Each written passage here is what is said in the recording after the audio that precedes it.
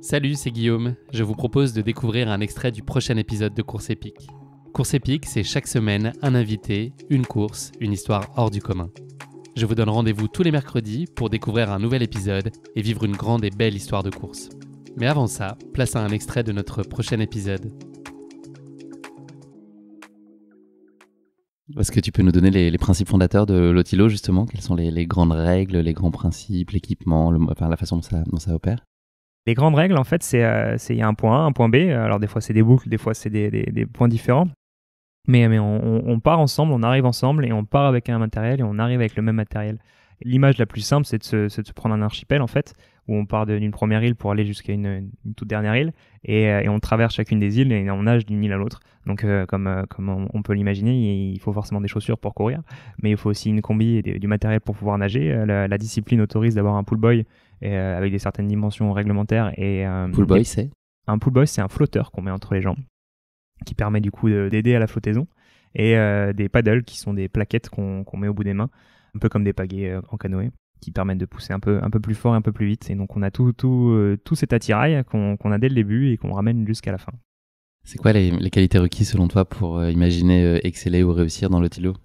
À la fois physiquement, psychologiquement, c'est quoi les choses importantes? Parce que tu disais, il suffit pas juste d'être un très bon nageur, par exemple. Enfin, c'est quoi les clés idéalement?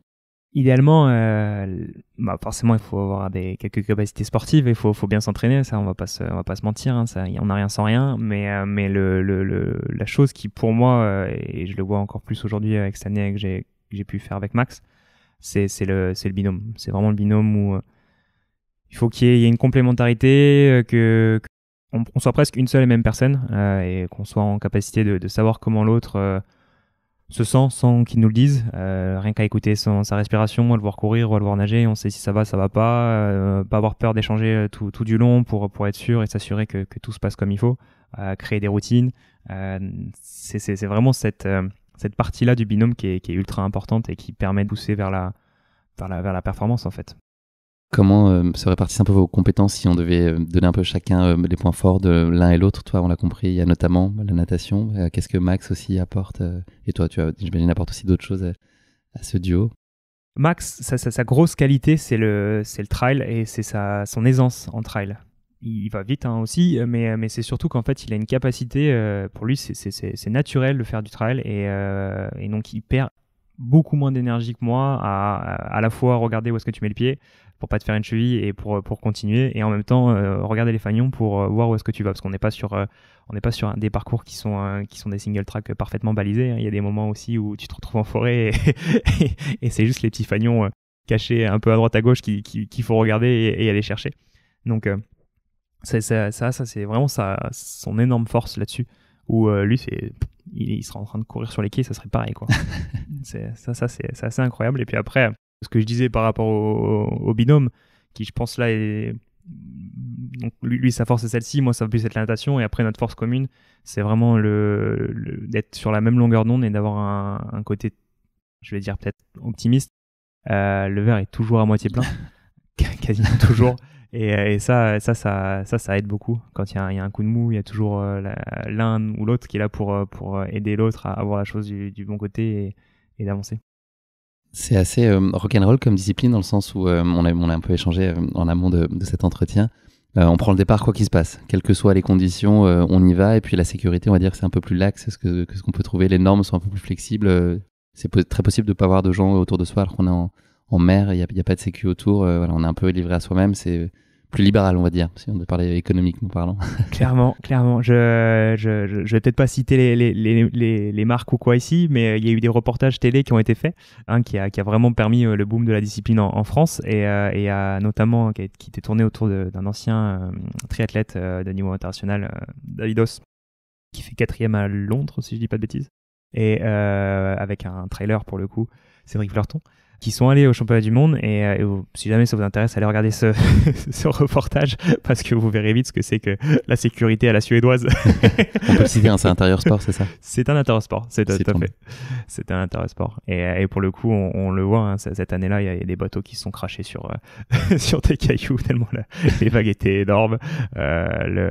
David a vécu un sacré calvaire ce jour-là, parce qu'il se retrouve en plus à cramper avec le froid.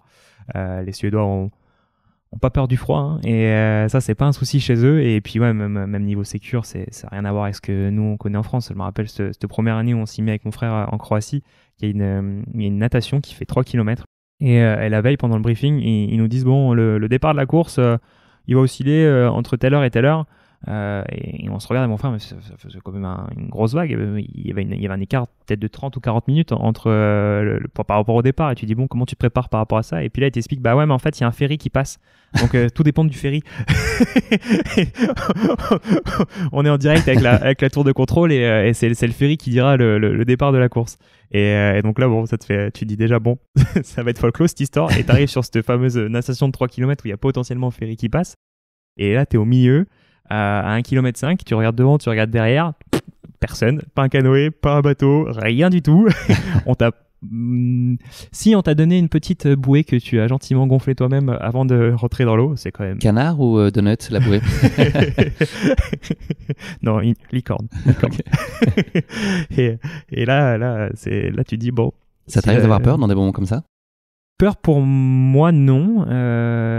Parce que bah, pour le coup, j'ai déjà toujours confiance en mon partenaire et comme je suis depuis tout petit dans l'eau, je pense que j'arriverai toujours à peu près à m'en sortir.